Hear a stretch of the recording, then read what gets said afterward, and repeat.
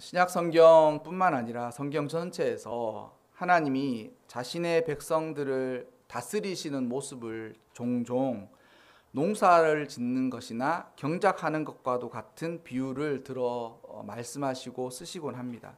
신약 성경에서는 더욱 예수님께서 자신은 포도나무다라고 말씀하시고 하나님 아버지께서 농부시다라고 말씀을 하셨죠.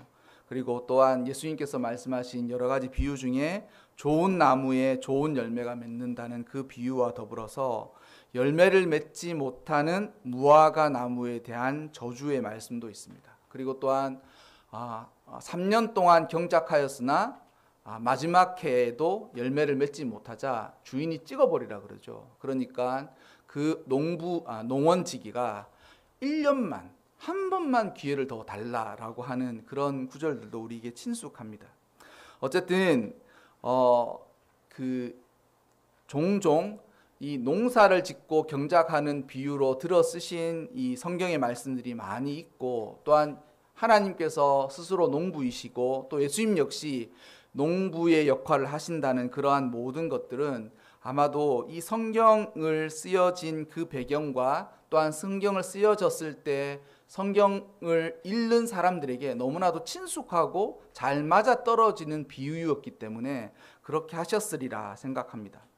3년 동안이나 열매가 없는 과원의 과원지기가 주인에게 간절히 구하죠. 그러면서 한 번만 더 기회를 주고 내가 최선을 다할 테니 그때에도 열매를 맺지 않으면 차라리 이 나무를 찍어 없애도 괜찮겠습니다 라고 이야기하는 것을 보면 하나님께서는 열매를 기대하신다라는 것을 누구든지 부인할 수 없을 것입니다. 그래서 너무나도 적합한 그런 하나님의 기대, 그것이 열매를 파종하고 씨를 뿌리고 또한 열매를 기대하는 농부의 마음과 너무나도 잘 맞아 떨어진다라는 것이죠. 그래서 농부가 아니더라도 농사나 아니면 조그만한 어떤 무언가를 뿌려서 그 시간을 보내고 싹이 나서 열매를 거두어 보면 이것이 열매를 얻기를 기대하는 사람의 마음이구나라는 것을 잘 알 수가 있었습니다. 원래 이스라엘 사람들은 유목 생활을 했던 사람들이었습니다. 그 말은 뭐냐면 양떼들을 이끌고 여기저기 떠돌아다녔던 사람들이었어요. 양떼들은 풀을 먹고 살아야 되기 때문에 한 곳에서 정착해서 계속 살 수가 없습니다. 그러니 계절을 따라서 봄에는 여기서 풀을 뜯고 여름에는 여기서 풀을 뜯고 겨울에는 저기서 풀을 뜯는 그 패턴을 따라서 끊임없이 돌아다니는 것이 유목 생활이었었는데 이스라엘 백성들이 가나안 땅에 정착하게 되면서 거기서 이제 드디어 농사를 짓기 시작했어요. 그리고 그 농사를 짓기 시작한 그때 이후부터 이스라엘 백성들에게는 이 농사를 짓고 수확을 거두는 것이 너무나도 익숙한 일들이었다라는 것이죠. 그래서 하나님께서 이스라엘 백성들에게 교훈하실 때 농부의 어떤 비유를 들었던 것은 이스라엘 백성들 모두가 너무나도 하나님의 마음을 잘 알아들을 수 있을 만한, 하나님의 마음을 잘 이해할 수 있을 만한 그런 어떤 배경이 되고 너무나도 좋은 명쾌한 그런 비유가 된다라는 것이죠. 어쨌든 하나님께서는 농부의 마음을 가지고 좋은 열매를 기대하신다는 거죠. 좋은 과실을 기대하신다는 것입니다.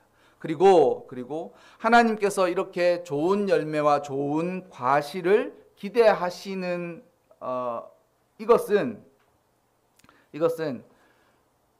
이스라엘 백성들의 보통의 삶에서 하나님의 뜻이 아주 친숙하게 이루어지는 일들이라는 거예요. 이 말이 뭐냐면 이스라엘 백성들이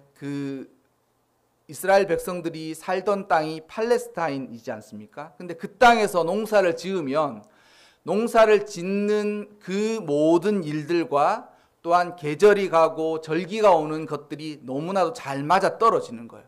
그래서 1년을 지내면 하나님께서 우리 인간들에게 어떻게 하시겠구나라는 것을 너무나도 잘 알 수 있게 된다는 거예요.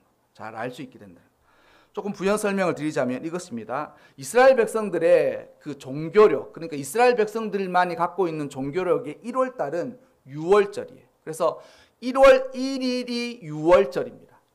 1월 1일이 6월절이에요.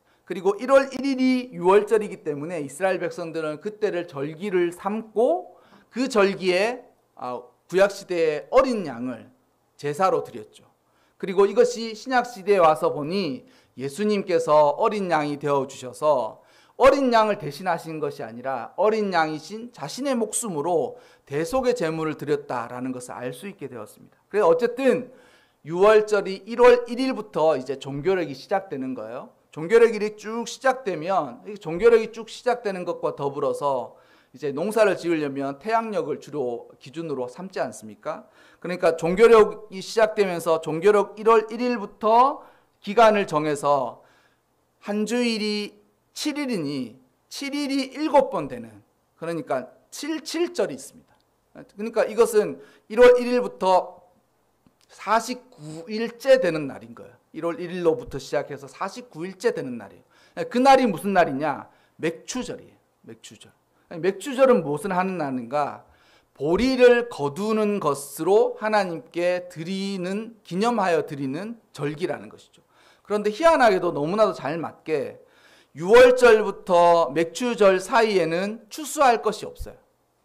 1월 1일부터 이게 49일이 되는 맥추절까지는 추수할, 열매를 추수하는 것이 아무것도 없습니다. 그리고 그 맥추절 어간이 되면 한 해의 첫 열매로 보리를 추수하는 거예요. 그러니까 밀을 추수하는 것이죠. 우리의 한국적인 생각으로는 그걸 보리라고 이야기하는데 밀이에요. 밀.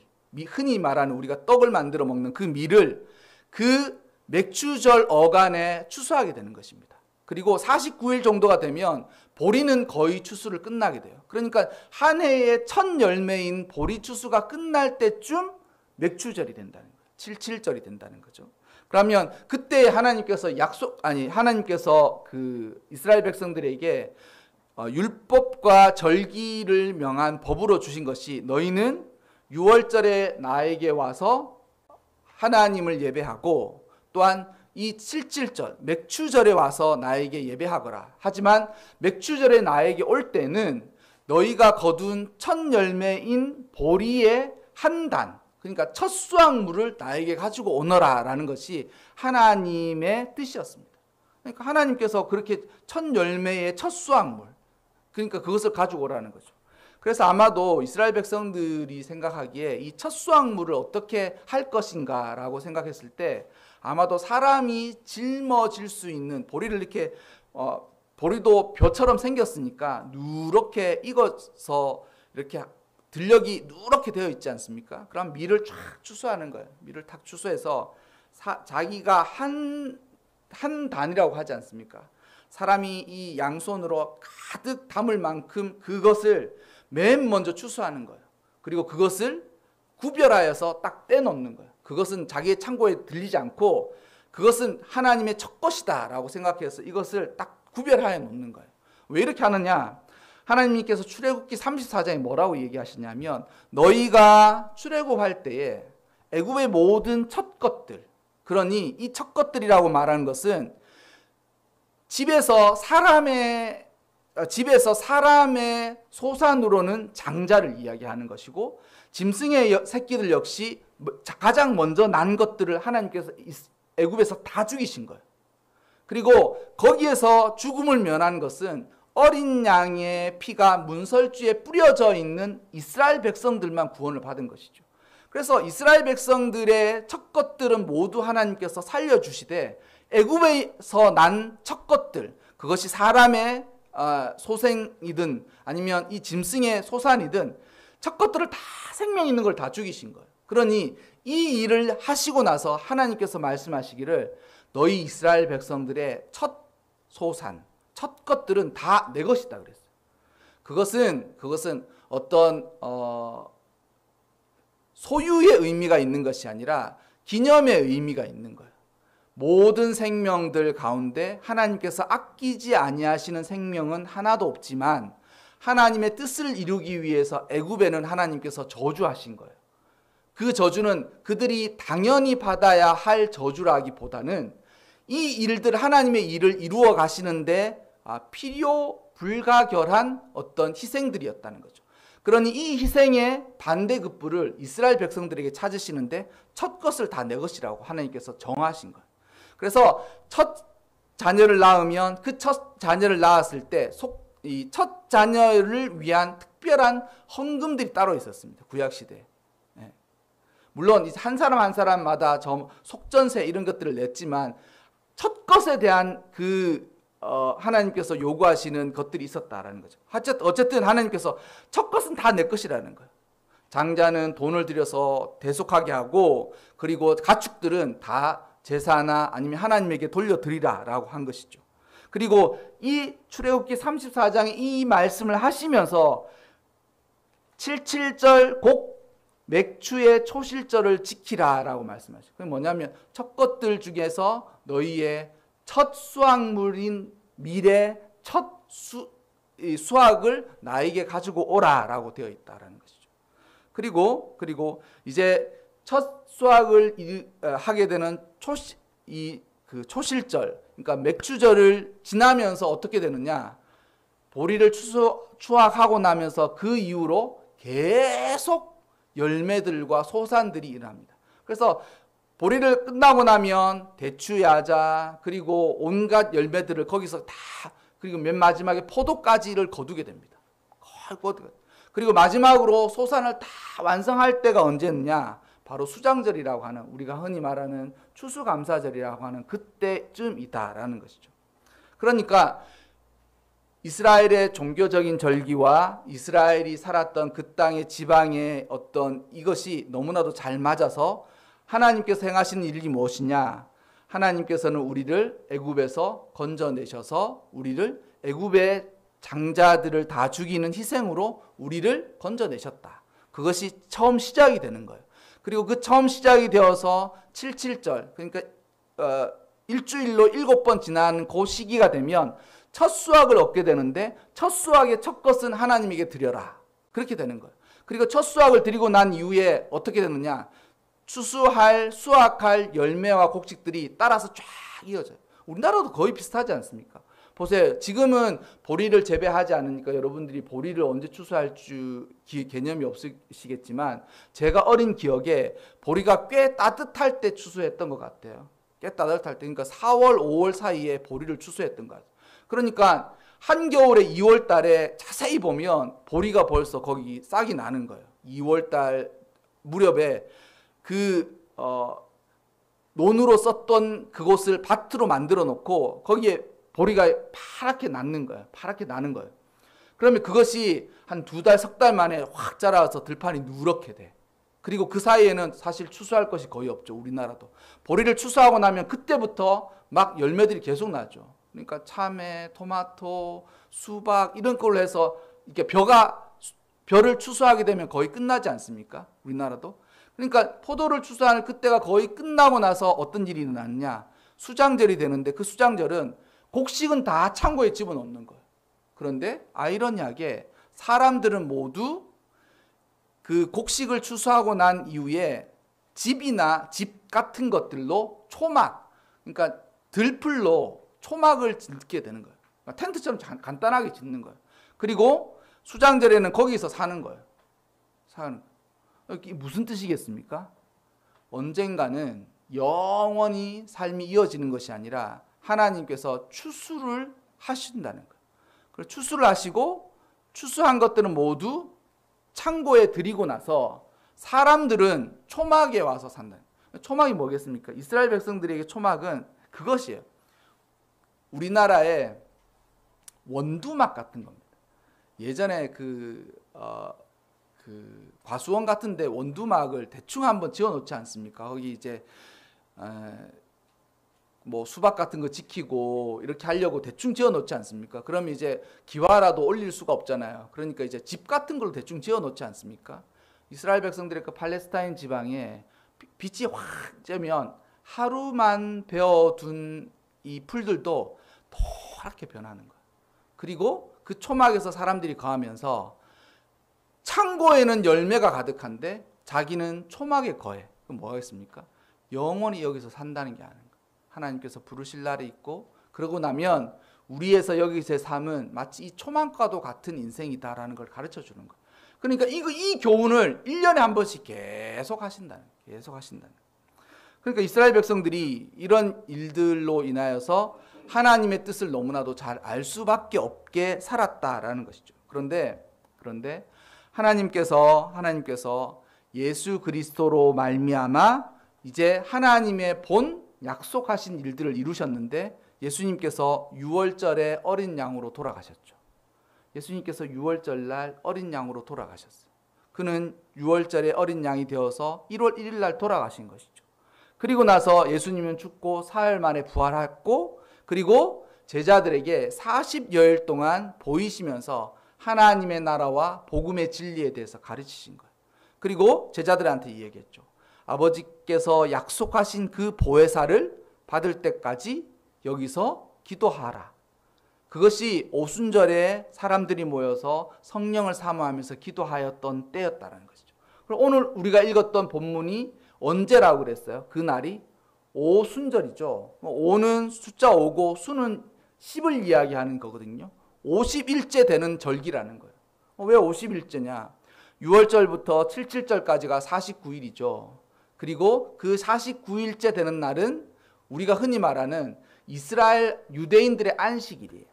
그리고 그 안식일 날 다음이 우리가 지금 흔히 섬기는 주일인데, 그 50일째 되는 주일날 오순절의 다락방에서 성령이 쏟아지고 사람들에게 내려오기 시작하였다는 것이죠.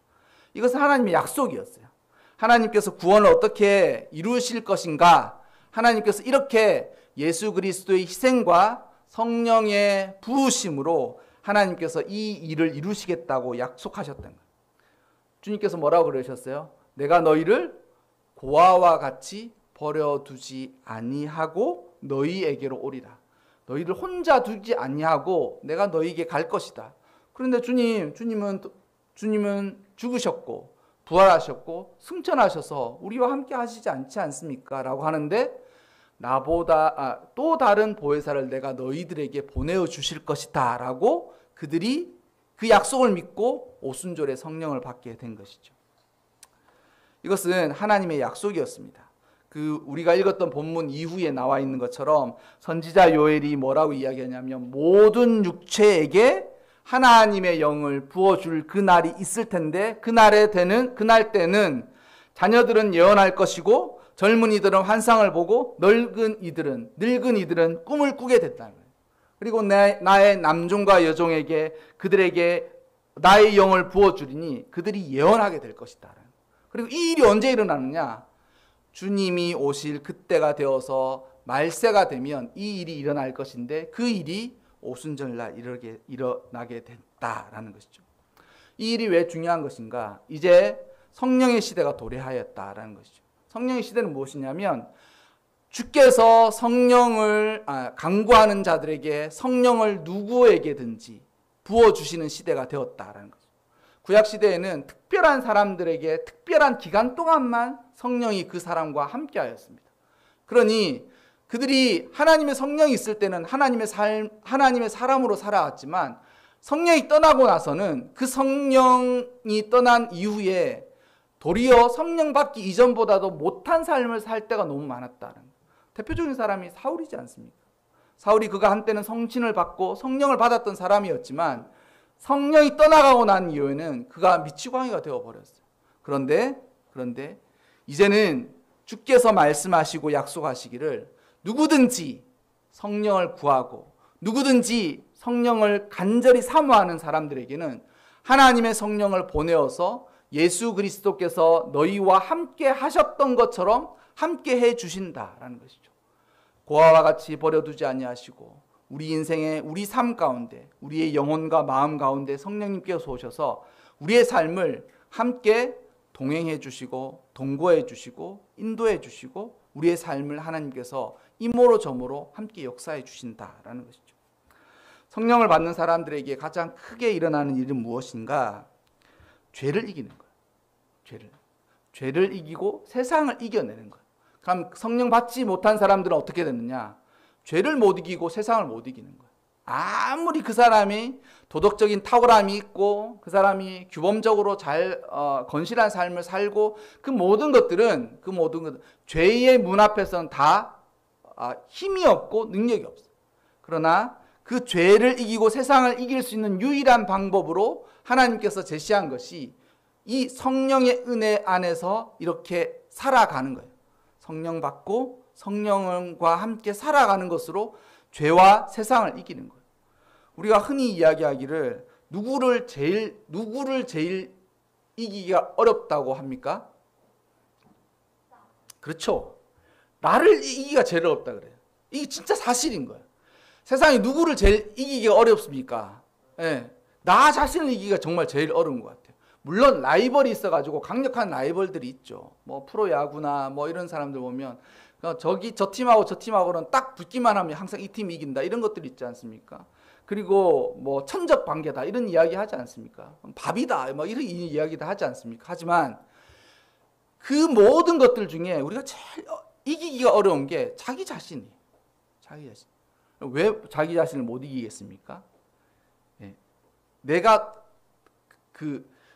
되고 싶은 사람이랑 내가 되고 싶은 것을 방해하는 이 두 마음이 내 안에서 싸우는데 이게 되고 싶은 마음이 꿀떡 같긴 한데 이 되고 싶은 걸 방해하는 옛사람이 너무나도 강력한 거예요.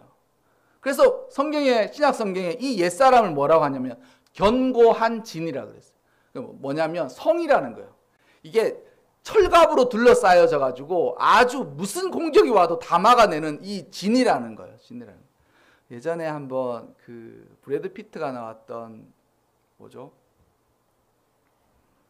트로이 보면 브래드 피트가 막 배에서 내려서 혼자서 막 가지 않습니까? 막 사람들 막 거기 막 정복하면서 해변가로 확 가는데 그 뒤따라오더는 자신의 그 정예병들이 있었어요. 근데 그 정예병들이 한 손에는 창을 들고 한 손에는 방패를 딱 들고 있어요. 그런데 나중에 한번 보십시오. 그 트로이에서 처음에는 브래드 피트가 막 가가지고 사람들을 막 앞에 그 돌격해가지고 사람들 쓸어버리는데 그 뒤에 따라오는 자신이 믿고 신임하는 정예병들이 딱 와가지고 한 손에는 방패를 들고 한 손에는 창을 들고 있는데 방패로 그 사방을 뺑그렇게 둘러싸요. 그러니까 뺑그렇게 둘러싸니까 화살이 와도 화살이 다 비껴가고 그리고 그 앞에 창 든 사람들도 무지없이 쓰러지는 거예요. 그걸 딱 보면서 우리의 옛사람이 저와 같지 않을까 이런 생각이에요.